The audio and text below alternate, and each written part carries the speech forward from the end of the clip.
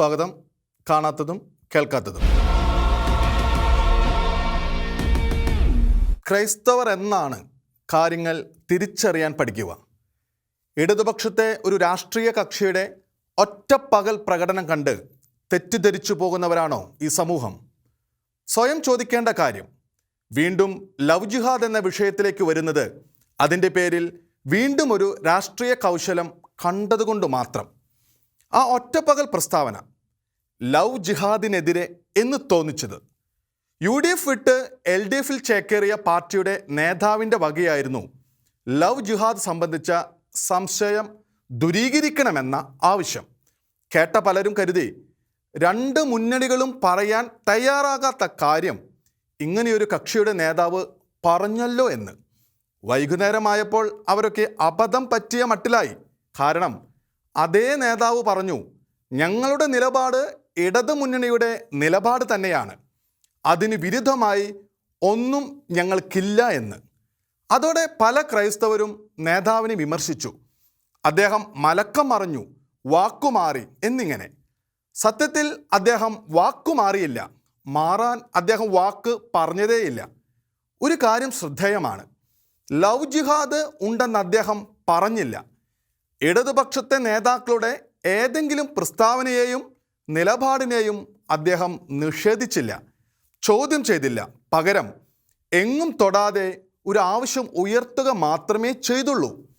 Love ജിഹാദ് വിഷയം അന്വേഷിക്കേണ്ടതാണ്, സംശയം ദൂരീകരിക്കണമെന്ന്. ഇത്രയും കാലമായിട്ടും ക്രൈസ്തവ സമുദായത്തിൽ കുറഞ്ഞ പക്ഷം കത്തോലിക്ക സമുദായത്തിലെങ്കിലും പല കുടുംബങ്ങളും അനുഭവിച്ച വൻ ദുരന്തത്തെക്കുറിച്ച് ആരും അദ്ദേഹത്തോട് പറഞ്ഞിട്ടില്ലേ? എങ്കിൽ ആ സമുദായത്തിലുള്ളവരുടെ പ്രശ്നങ്ങളോട് അദ്ദേഹത്തിന് അത്ര മാത്രമുണ്ട് അടുപ്പമെന്നു സാരം. ഏതായാലും അദ്ദേഹം ആവശ്യപ്പെട്ടതുപോലെ CPI നേതാവ് കാനം രാജേന്ദ്രൻ സംശയം നീക്കിക്കൊടുത്തു. ലവ് ജിഹാദ് ഇല്ല.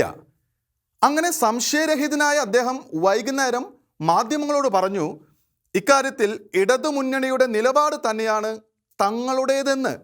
അതായത് ഇടതു നേതാക്കൾ പറഞ്ഞ നിലയ്ക്ക് ലവ് ജിഹാദ് ഇല്ല എന്നാണ് തങ്ങളുടെയും നിലപാട് എന്നാണല്ലോ മലയാളം അറിയുന്നവർ മനസ്സിലാക്കേണ്ടുന്ന അർത്ഥം. ഇത്രയുമേ ഉദ്ദേശിച്ചുള്ളൂവെങ്കിൽ നേതാവ് മാധ്യമങ്ങളുടെ മുമ്പിലോ അവരുടെ മൈക്കിൽ കൂടിയോ എന്തിനു ചോദിച്ചു? കാനം രാജേന്ദ്രനോട് ഫോണിൽ വിളിച്ചു ചോദിച്ചാൽ മതിയായിരുന്നു. അദ്ദേഹം ഉദാരമായി തന്നെ മറുപടിയും കൊടുക്കുമായിരുന്നല്ലോ. പാർട്ടി നേതാവിൻ്റെ വാക്കുകൾ ആത്മാർത്ഥമാണെന്ന് ക്രൈസ്തവരിൽ ആരൊക്കെയോ ധരിച്ചു പോയെങ്കിൽ അത് ആരുടെ കുറ്റം? ഏതായാലും നേതാവിൻ്റെ കുറ്റമല്ല. കാരണം അദ്ദേഹവും കക്ഷിയും UDFിൽ നിന്ന് യാത്രയായത് ലവ് ജിഹാദിൻ്റെ പേരിൽ പിണങ്ങിയിട്ടല്ല. അവിടെ ആയിരുന്ന കാലത്തെങ്ങും പെൺമക്കളെ ദുഷ്ടപ്രണയം നടിച്ചു കെണിയിലാക്കുന്ന നീചരോർത്ത് നൊമ്പരപ്പെടുന്ന മാതാപിതാക്കൾക്ക് വേണ്ടി ഇങ്ങനെയൊന്നും പറഞ്ഞിട്ടില്ല. ആ നിലയ്ക്ക് UDFിൽ നിന്ന് LDFിലെത്തിയ ഉടൻ തന്നെ അദ്ദേഹം ഇങ്ങനെ മറ്റൊരു നിലപാട് എടുത്തു എന്ന് കരുതിയതെങ്ങനെ? UDF തീർച്ചയായും ലവ് ജിഹാദ് ആക്ഷേപത്തെ തള്ളിയതാണ്. ആക്ഷേപം ഉയർത്തിയവരെ താഴ്ത്തി കെട്ടുകയും ചെയ്തു. അതിനേക്കാൾ ശക്തമായിട്ടാണ് LDF നേതാക്കളും ലവ് ജിഹാദ് എന്ന ആവലാതി തള്ളിയത്. CPM നേതാവ് വിജയരാഘവൻ ക്രൈസ്തവരെ പ്രകോപിപ്പിക്കുന്ന വിധം പ്രസ്താവന നടത്തിയത് ഏതാനും ദിവസങ്ങൾക്ക് മുമ്പ് മാത്രം. ഇങ്ങനെ നിലപാടുള്ള ഇടതു മുന്നണിയിൽ ചോദിച്ച സീറ്റുകൾ മാത്രമല്ല, സ്ഥാനാർത്ഥിയെ പോലും കൊടുത്തു താലോലിച്ച ഇടതു മുന്നണിയിൽ നിലകൊണ്ട് മുന്നണിക്കെതിരായി ആ നേതാവ് എന്തെങ്കിലും പറയുമെന്ന് കരുതുന്നവരല്ലേ അബദ്ധം കാട്ടിയത്? ഇടതു മുന്നണിയെയോ ലവ് ജിഹാദിനെയോ കുറ്റപ്പെടുത്താതെ, എന്നാൽ താൻ വിമർശക പക്ഷത്തുണ്ടെന്ന് തോന്നിക്കുന്ന വിധം അദ്ദേഹം അഭിപ്രായം പറഞ്ഞതും വൈകുന്നേരം കാര്യം തീർത്തു പറഞ്ഞതും മലക്കമറിച്ചിലല്ല, തന്ത്രം തന്നെയാണെന്നല്ലേ കരുതേണ്ടത്? അല്ലെങ്കിൽ മുന്നണിയിലെ നിലനിൽപ്പിനേക്കാൾ വലുതായി ഒരു സമുദായ കാര്യവും ആ നേതാവിനില്ലെന്ന് ലവ് ജിഹാദ് ആരോപണം തള്ളിപ്പറഞ്ഞതിൻ്റെ പേരിൽ ഇടതു നേതാക്കൾക്ക് തങ്ങളുടെ തട്ടകങ്ങളിൽ ഒരു നഷ്ടവും വരാനില്ല, നേട്ടമേ ഉള്ളുതാനും. പ്രണയക്കെണിക്കാരുടെ സമൂഹത്തെ പ്രീണിപ്പിക്കുന്നത് അവരുടെ താല്പര്യവുമാണ്. അതേസമയം പുതിയ കക്ഷിയെ കൂടെ കൂട്ടിയപ്പോൾ ലക്ഷ്യമിട്ട ക്രൈസ്തവ ബാന്ധവം മുടങ്ങിപ്പോകുകയും അരുതല്ലോ. അതിന് ആ പാർട്ടിയെ കൊണ്ട് പുകമറയുള്ള പ്രസ്താവന പുറപ്പെടുവിക്കുക, അങ്ങനെ അവരുടെ മേഖലയിലെ ക്രൈസ്തവരുടെ താല്പര്യം ഉണർത്തുക, പിന്നെ തങ്ങളത് തിരുത്തി മറുപക്ഷ പ്രീണനം ഉറപ്പിക്കുക.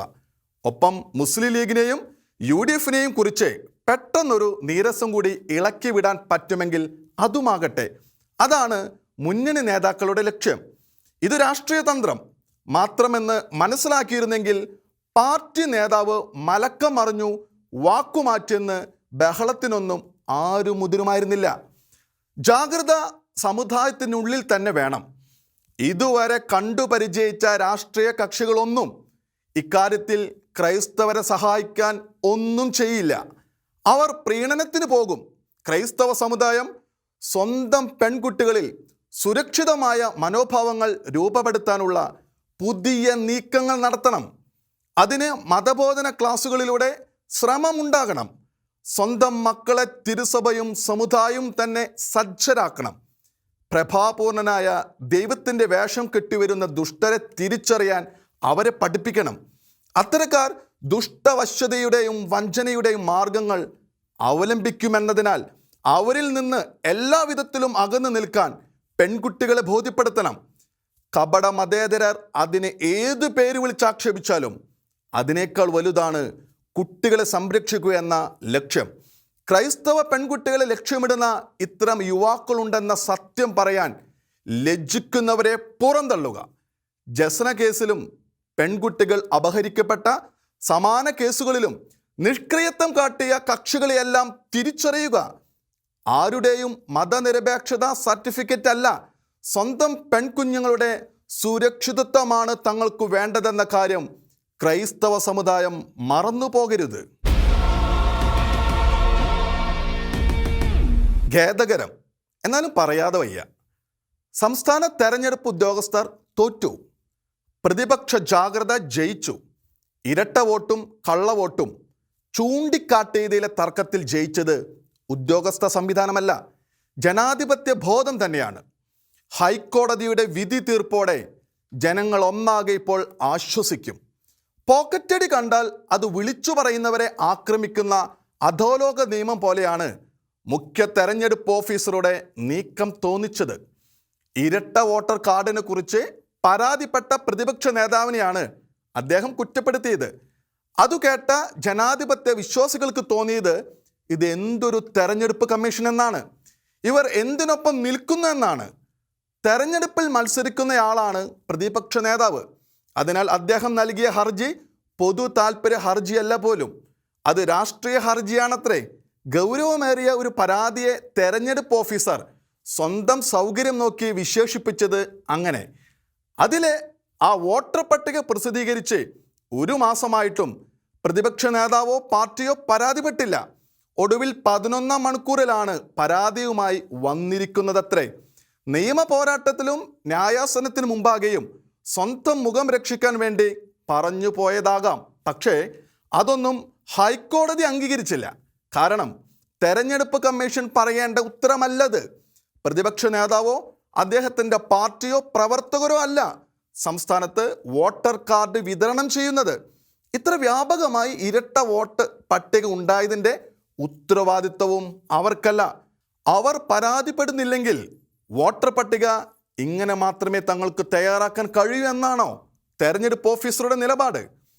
തെരഞ്ഞെടുപ്പ് കമ്മീഷനും തെരഞ്ഞെടുപ്പ് ഓഫീസർക്കും ഇക്കാര്യത്തിൽ തനതു വീഴ്ചയോ കുറ്റമോ സംഭവിച്ചെന്ന് ആരും പറയുന്നില്ല. അതേസമയം കമ്മീഷനു വേണ്ടി കീഴ്ത്തട്ടിൽ ജോലിയെടുത്ത ഉദ്യോഗസ്ഥരിൽ നിരവധി പേർ, ഒട്ടേറെ ബൂത്ത് ലെവൽ ഓഫീസർമാർ ഇത്തരത്തിൽ പ്രവർത്തിച്ചു എന്ന് തീർച്ചയുമാണ്.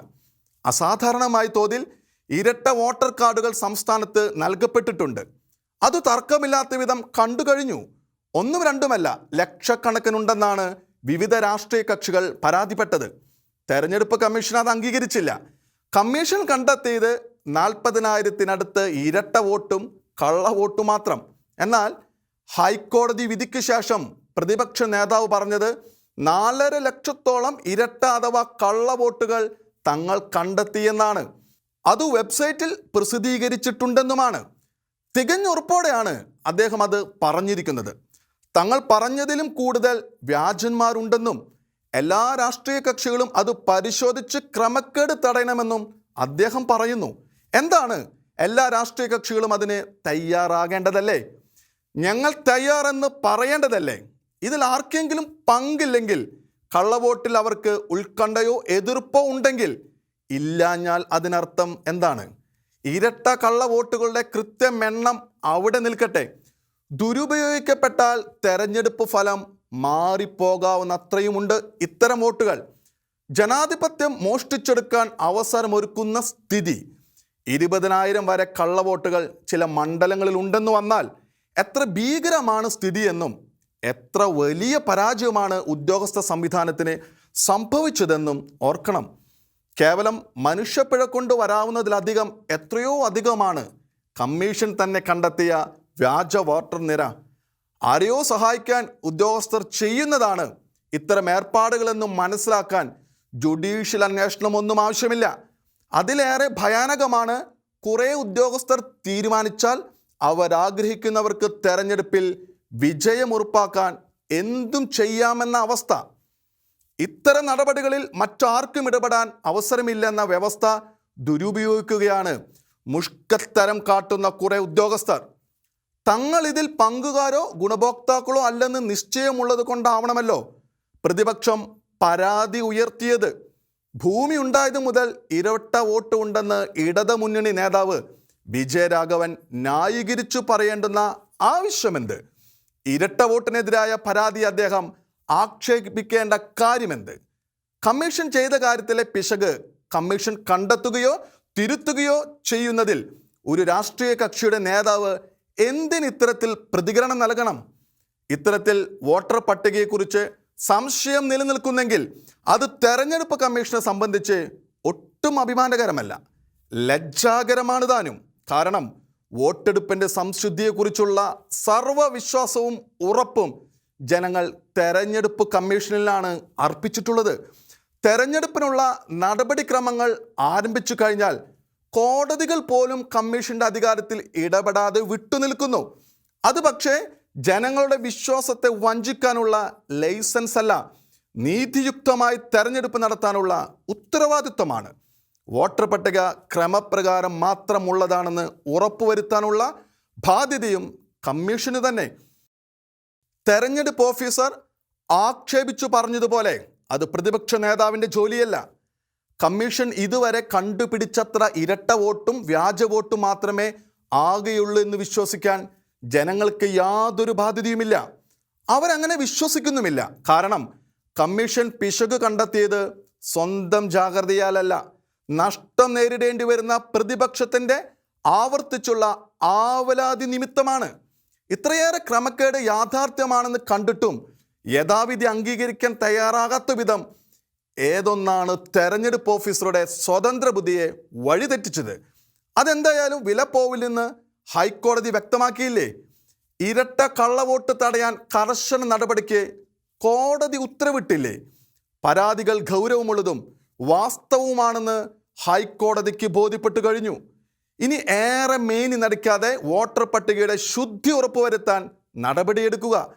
കള്ളവോട്ട് ഉണ്ടാകില്ലെന്ന് സർവ്വവിധേനയും ഉറപ്പുവരുത്തുക. ഇത്രയൊക്കെ കണ്ടിട്ടും പിശക് തിരുത്താൻ മനസ്സില്ലെങ്കിൽ കർമ്മഫലം കോടതി വിധിയുടെ രൂപത്തിലെത്തുന്ന നാളിൽ തീർച്ചയായും പഠിക്കും.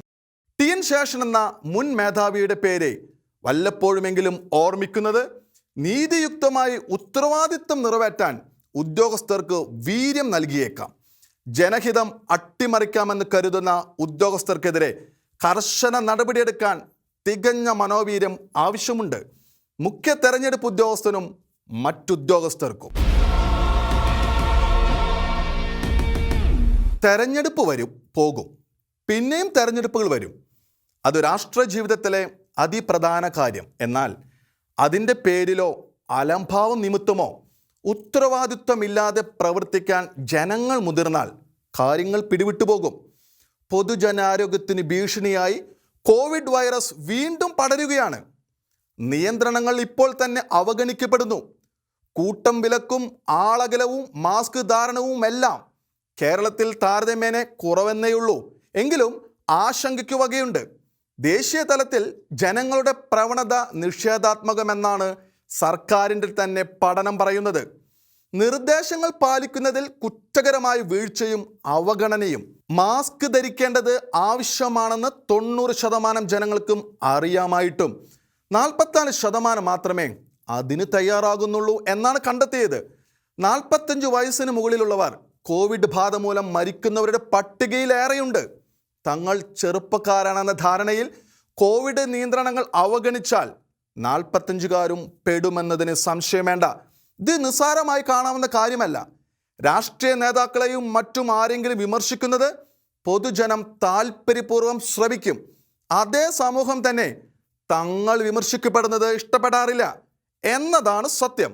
എന്നാലും വേണ്ടത്ര ജാഗ്രത പാലിച്ചില്ലെങ്കിൽ നാടും ജനങ്ങളും നേരിടാൻ പോകുന്ന ഭാവി ചിത്രം ഇരുണ്ടതായിരിക്കും. ഇഷ്ടം നോക്കി സംസാരിക്കാനുള്ള സാഹചര്യമല്ല ആ ചിത്രം തരുന്നത്. കോവിഡ് വൈറസിൻ്റെ പുതിയ ഇനഭേദങ്ങളെ നമ്മുടെ രാജ്യത്തും കണ്ടെത്തി കഴിഞ്ഞു. ഇത്തരം വൈറസ് ബാധിച്ച 800ഓളം കേസുകൾ ഡോക്ടർമാർ തിരിച്ചറിഞ്ഞെന്നാണ് NCDC എന്ന ദേശീയ രോഗനിയന്ത്രണ കേന്ദ്രം പറയുന്നത്. 10,000 കോവിഡ് ബാധിതർക്കിടയിലാണ് ഈ കേസുകളുടെ കണ്ടെത്തൽ.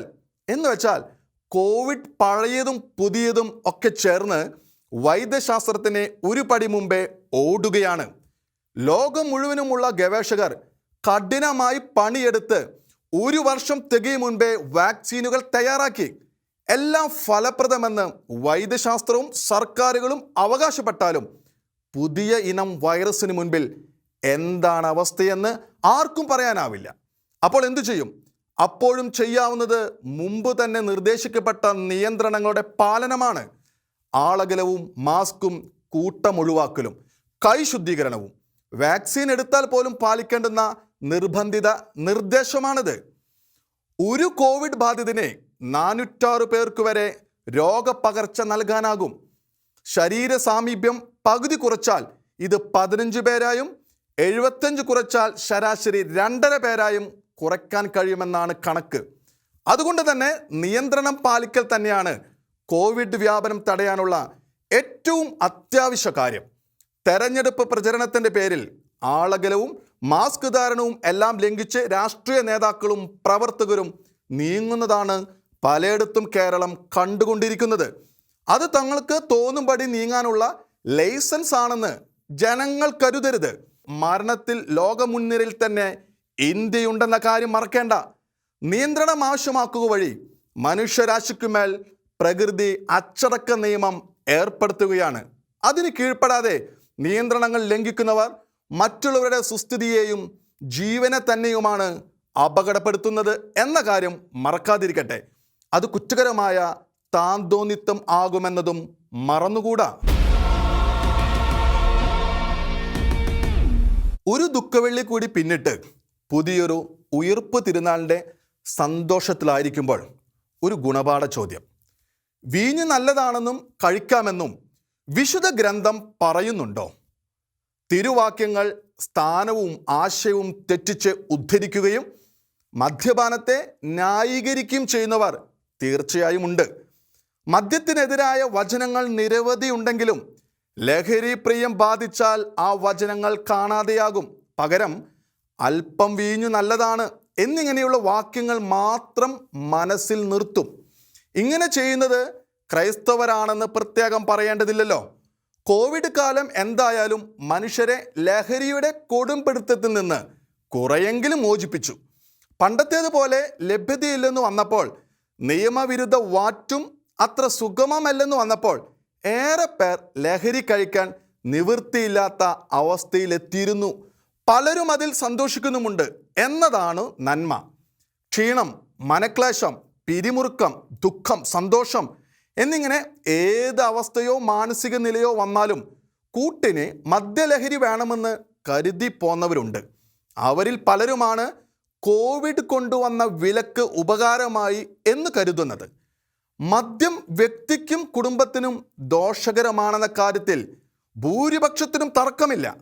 അത് അംഗീകരിച്ചുകൊണ്ട് തന്നെ പലരും അതിൻ്റെ പിടിയിൽ തുടരുന്നു.